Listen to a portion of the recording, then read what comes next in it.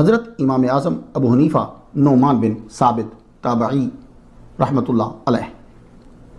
تاریخ ولادت رجب 80 ہجری سپٹمبر 699. تاریخ شہادت حکمی تاریخ وصال 150 ہجری جون 767 عیسوی. حضور صلی اللہ علیہ وآلہ وسلم کے ظاہری وصال سے 70 سال بعد پیدا ہوئے. آپ کا مزار عراق کے شہر بغداد، اس کا مشہور قبرستان الخیزران جو ہے اس کے اندر آپ کا روضہ مبارک ہے. امام مالک عراق سے آئے ہوئے لوگوں سے خصوصی طور پر امام اعظم نعمان بن ثابت رحمۃ اللہ کے فتاویٰ پوچھتے.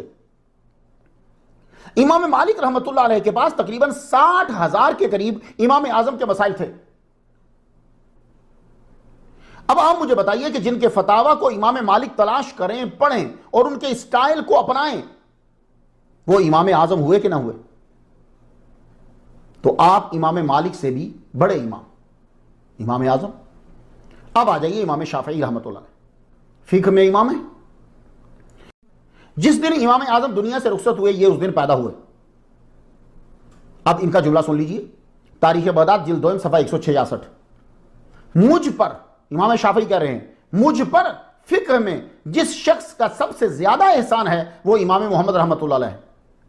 اب یہ امام محمد رحمۃ اللہ علیہ کون ہے؟ یہ امام اعظم کے شاگرد رشید ہیں. انہوں نے امام شافعی رحمۃ اللہ علیہ،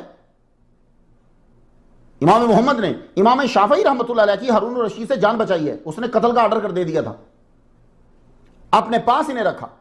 ان سے امام شافعی رحمہ اللہ نے حدیث، اصول فقہ، استنباط اور استخراج کا فن سیکھا.